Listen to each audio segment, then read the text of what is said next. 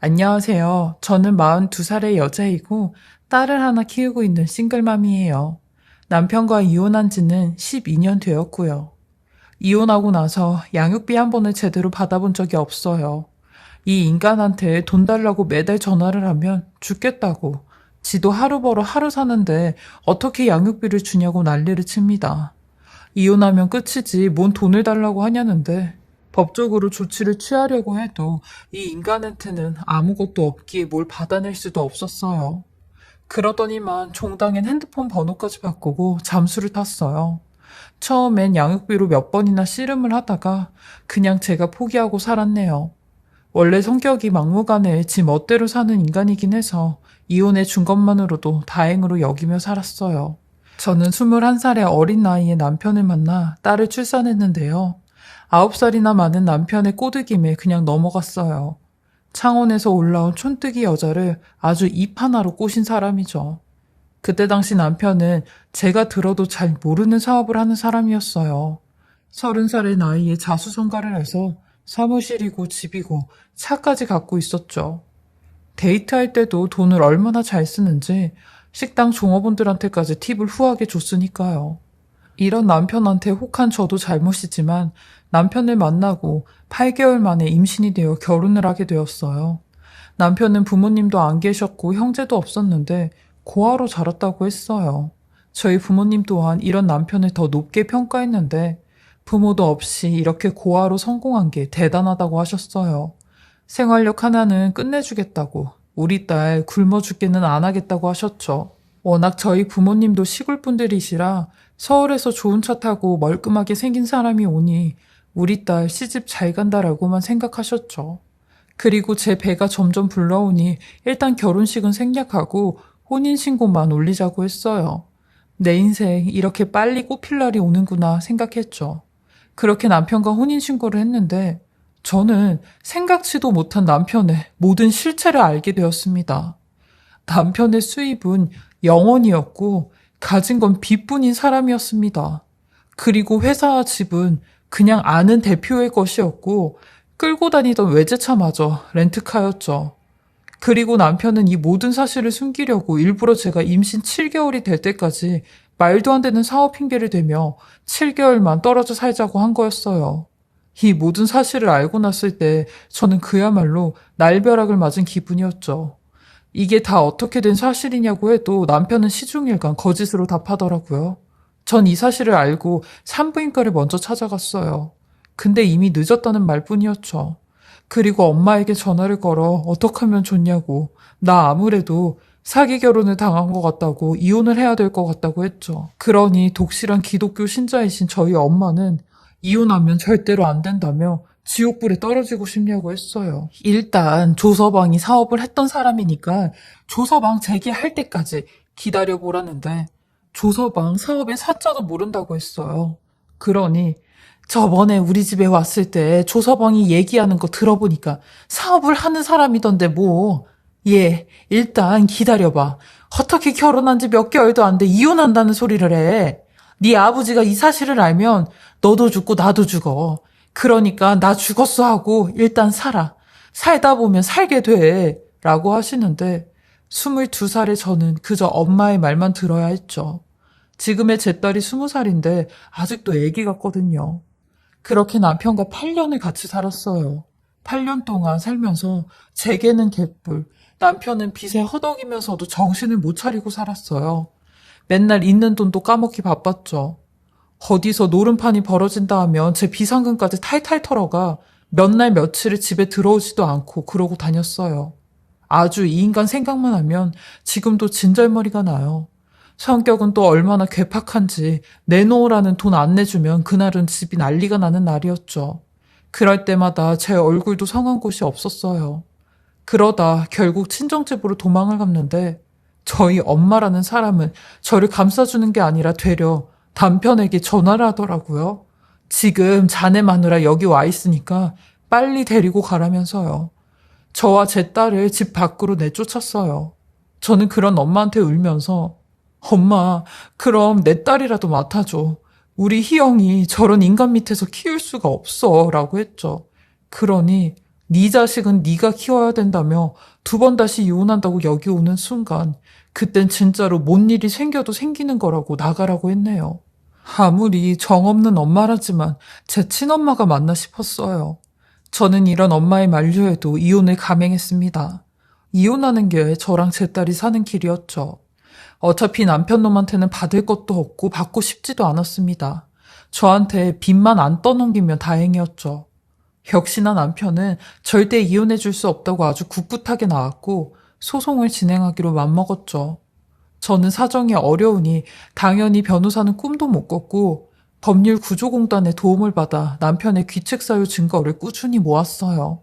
그리고 저 혼자 소송을 진행하였습니다. 모르는 법률 용어도 너무 많아 하나씩 하나씩 찾아가며 나름 공부를 했고 인터넷이며 법률 구조공단이며 도움을 받을 수 있는 곳은 최대한 도움을 받아 소송을 준비했습니다. 저는 남편한테 받아올 재산도 위자료도 다 필요없고 그냥 양육권이랑 이혼만 시켜달라고 했어요. 그렇게 저의 증거들 덕분인지 저는 양육권과 함께 드디어 이혼을 하게 되었어요. 그리고 앞서 말한 것처럼 전 남편은 단 한 번도 양육비를 주지 않았기에 살면서 별의별 일을 다 하며 딸을 키웠어요. 내 딸만은 우리 엄마처럼 키우지 않을 거라 다짐하며 굳은 일도 마다하지 않고 하며 살았어요. 현재는 택배 일을 하고 있는데 몸은 힘들어도 그나마 제가 하는 만큼 돈은 벌 수가 있더라고요. 그것도 한 5년 정도 하니 잔뼈가 굵어 이제는 할 만한 일이 되었죠. 그리고 저희 딸도 고등학생이 되자마자 알바를 하겠다고 했어요. 저는 알바하지 말고 공부하라고 했어요. 그러니 딸이 엄마가 어떻게 번 돈인데 그 돈으로 학원 다니고 대학에 가냐고 하더라고요. 그러면서 어차피 공부는 지 적성에 안 맞는다며 뭘 하더라도 자금이 있어야 된다며 돈을 번다고 했어요. 어린 것이 속이 꽉 차서 안쓰럽기만 했죠. 그러던 재작년 생각지도 못한 사람이 절 찾아왔습니다. 바로 전 남편이었는데요. 제가 사는 곳을 어떻게 알았는지 12년 동안 연락 한 번 없다가 저희 집 앞 골목에 나타난 겁니다. 그 얼굴을 보고 화들짝 놀랐어요. 나이가 먹어도 여전히 얄쌍하고 옷도 나이값 못하게 입고 다니더라고요. 전 남편은 절 보자마자 딸 희영이 얘기를 하며 우리 희영이 많이 컸더라. 멀리서 보는데도 어릴 때 얼굴이 그대로 남아있어. 아니 그건 그렇고 당신은 이렇게 늦게까지 애 혼자 두고 어딜 그렇게 싸돌아다니는 거야? 라고 하는데 어이가 없어서 당신이 그딴 소리 할 자격이나 있는 사람이냐고 했어요. 여태까지 관심이나 있었냐고 왜 찾아왔냐며 전 남편을 막 밀쳤어요. 그러니 전 남편은 욕을 섞어가며 내가 10년 동안 당신한테 못해준 양육비 그거 주려고 오늘 온 거야. 이거 왜 이래? 돈 주려고 찾아왔더니 사람을 매무차게 몰아붙여? 라고 하는데 저놈의 입방정 또 시작이구나 싶었어요. 돈이나 가지고 오고 얘기하라고 했죠. 내가 당신 말에 한두 번 속아 넘어가냐고 하니 그 돈 진짜 줄 거라며 제게 의미심장한 제안을 하나 하는 겁니다. 이번에 나한테 10억 정도 떨어지게 되는 아주 큰 건이 하나 생겼거든? 사기 그런 게 아니라 지금 나랑 살고 있는 내 마누라한테 받을 돈이야. 라고 하는데 이런 사기꾼 같은 놈이 용케도 재혼을 또 했나 봐요. 그것도 지보다 12살이나 많은 누님이랑 결혼을 했다는데 그 누님이 재산이 뭐 몇십억 자산가라나 뭐라나 아무튼 돈이 꽤 있는 사람이라고 하는 겁니다. 그러면서 당신이 이번 한 번만 나랑 손잡고 연기 좀 해주라. 딱 3번이면 돼. 그러면 우리한테 10억 정도 떨어지거든? 그럼 내가 당신한테 10억 중에 2억. 아니다. 돈 크게 3억 떼줄게. 그 누님한테 10억 그거 돈도 아니거든. 생각해봐. 당신도 남는 장사 아니야? 그거 연기 조금 해주고 3억 받으면 당신도 희영이랑 둘이 충분히 먹고 살 정도는 되잖아. 그리고 내가 그동안 못 준 양육비 받는다 생각하면 할만하지 라고 하는데 저는 이 인간한테 이 사람이 어디서 또 입을 털고 있어? 소금이라도 한 바가지 뿌려줘야 정신이 들어? 내가 당신 말에 혹해서 넘어갈 줄 알았어? 평생을 그 입으로 산 주제에 어딜 또 나불거려? 라고 하며 전 남편의 제안 자체를 궁금해하지도 않았죠. 그러니 전 남편 제 대답에 또 눈빛이 돌변하는데 그 악마 같은 눈빛, 소름이 다 끼쳐서 양육비고 뭐고 다 필요 없으니까 제발 우리 앞에 나타나지만 말라며 집에 뛰쳐들어갔어요. 그리고 문 위칸까지 싹 다 잠궜죠. 딸은 제가 헐레벌떡 오는 소리에 깜짝 놀라 무슨 일이냐고 하는데 저는 아무 일도 아니라고 했습니다. 그렇게 전 남편의 폭풍이 한바탕 지나간 뒤 얼마 안 돼 잠을 자고 있는데 화장실을 가고 싶어 깼어요. 아니 근데 화장실에서 딸이 누군가 통화를 하고 있는 겁니다. 저희 집이 방 한 칸짜리 집이라 웬만한 소리는 다 들리거든요. 딸은 아빠라는 말을 계속했어요.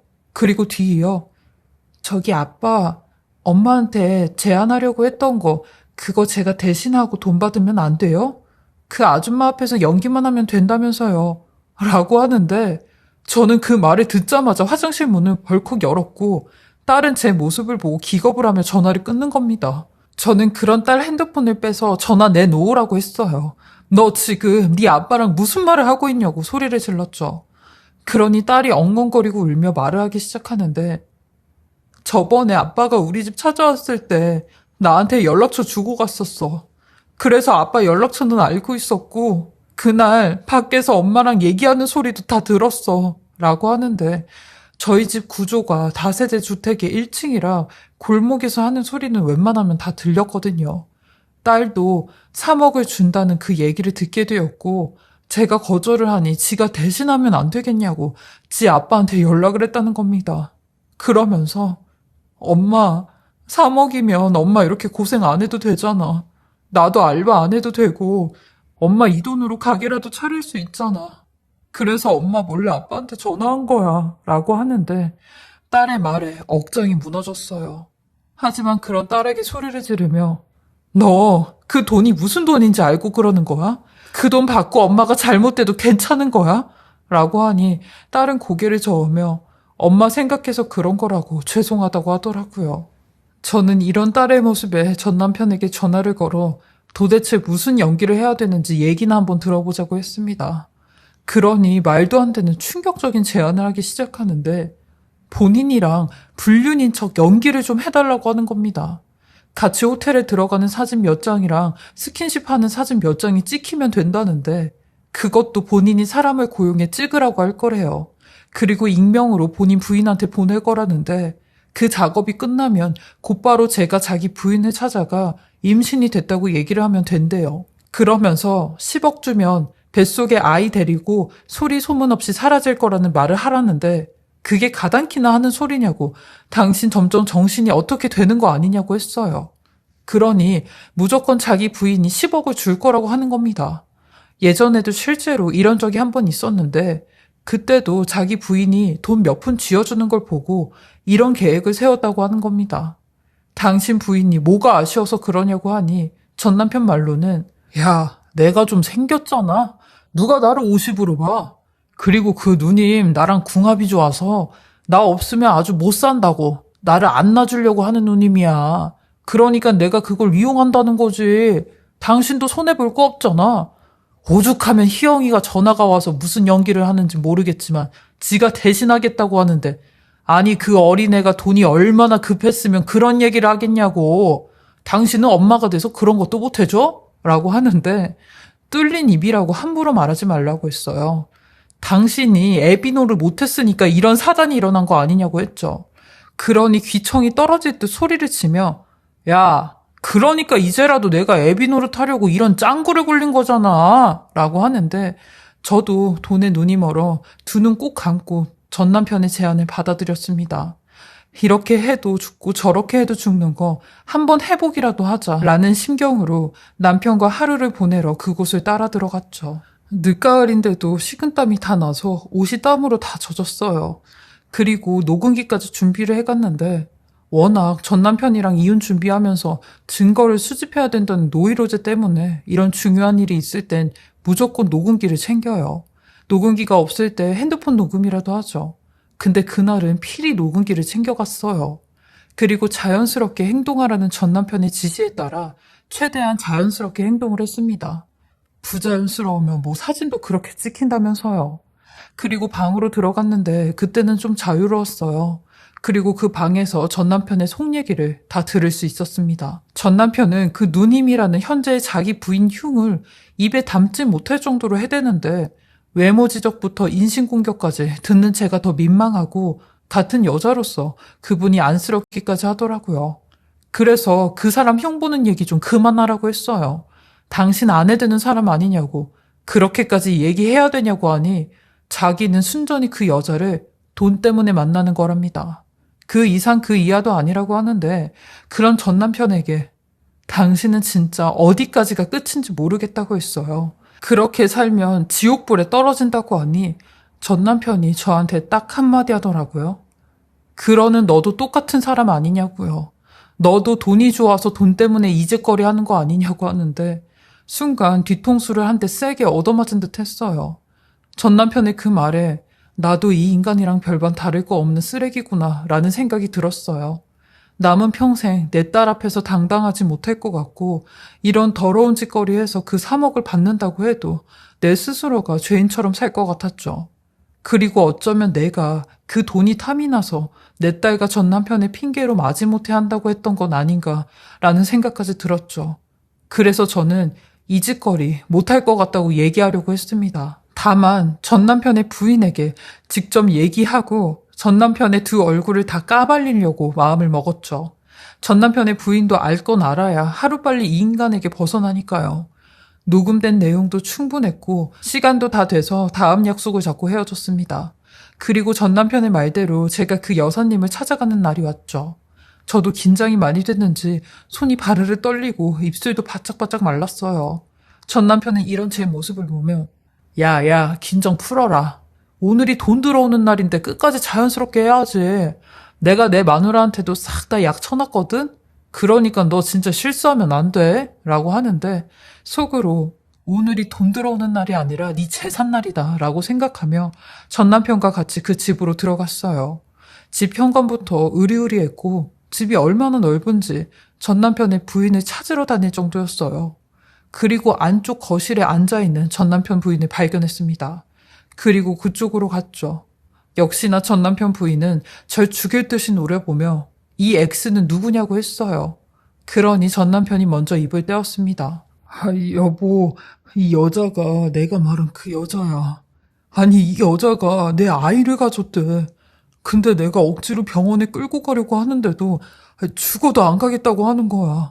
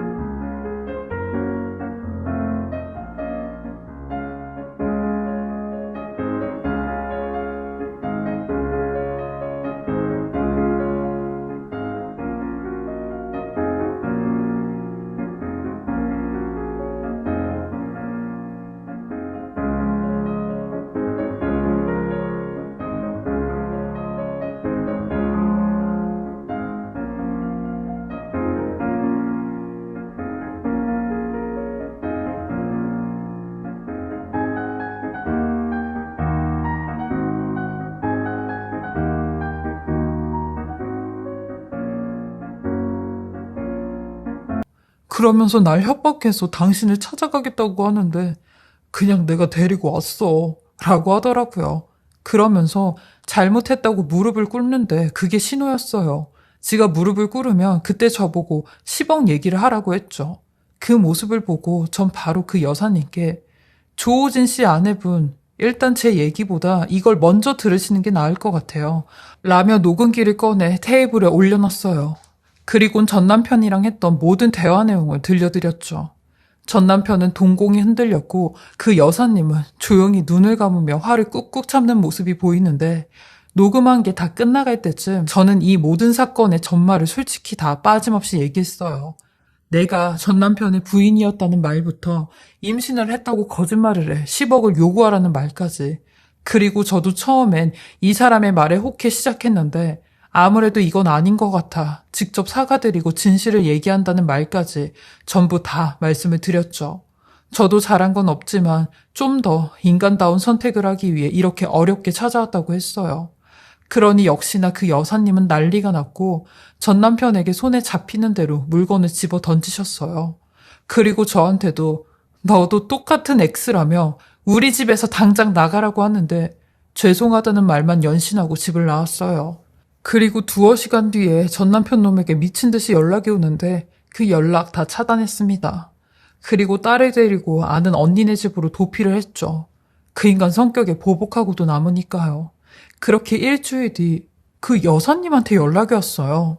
저한테 따로 할 말이 있다고 만나자고 하는데 자기 사무실로 오라고 했고 강남 한복판에 있는 그분의 사무실을 찾아갔습니다. 화장품 사업으로 아주 큰 성공을 하신 분이더라고요.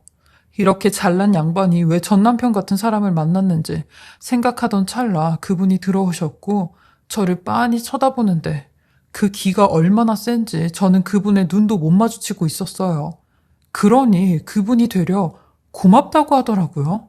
그러면서 이 인간 사기로 당장이라도 고소하고 싶은데 부부끼리는 사기로 처벌도 안 된다고 하더라. 이따위 법 때문에 당장 이혼 소송하고 5년 결혼 생활 종지부를 찍는다고 하더라고요. 얘기를 들어보니 이분은 사업을 하시느랴 50이 넘어서까지 결혼을 못 하셨대요. 근데 전 남편을 만난 거죠. 초혼에 이런 인간한테 속아 이 지경까지 왔다고 하는데 이제서야 그 인간 본심을 확실히 알게 되었다고 했어요. 이분 얘기를 듣는데 전 남편을 진심으로 좋아했던 것 같아요.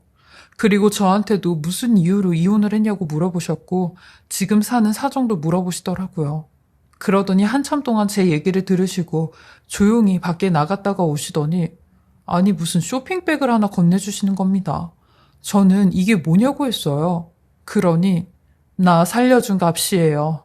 이거 가지고 가서 딸하고 같이 거쳐 옮겨 사세요. 그리고 2번 다시 만나는 일 없도록 해요. 라고 하는데 그 쇼핑백엔 5만 원짜리 현금이 몇 덩이가 들어있는지 몰랐어요. 전 눈앞이 까마득해 이거 못 받는다고 했어요. 그러니 끝까지 가져가라며 나 살린 목숨값으로 이 정도는 돈도 아니라고 하시는데 운전기사까지 불러 제가 머물고 있는 집까지 데려다 주라고 했죠. 집에 돌아와서 5만 원 다발을 세어보니 정확히 3억이더라고요. 어안이 벙벙했고 그분에게 다시 연락을 했어요. 그러니 딱 한마디 하시더라고요. 우리 2번 다시 만나는 일 없도록 하셨잖아요. 2번 다시 연락하지 말고 정직하게 잘 살아요. 라며 전화를 끊으셨습니다.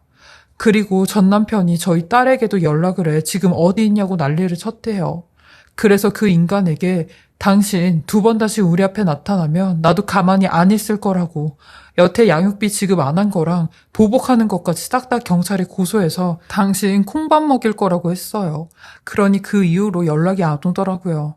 그리고 2년이 흐른 지금 전 남편은 사기로 5년형을 살고 있다는 소식을 듣게 되었고 저는 딸과 함께 좀 더 넓은 집으로 이사를 갔고 아직까지 택배 일을 하며 열심히 살고 있습니다. 살다 보니 제게도 이런 날이 오네요. 평생 그분께 사죄하는 마음으로 열심히 사는 게 그게 제가 갚는 길이라고 생각을 하고 있습니다. 제 보잘것없고 기구한 인생 이야기 들어주시고 읽어주셔서 감사하고요. 다들 행복하고 좋은 일만 있으시길 바라겠습니다.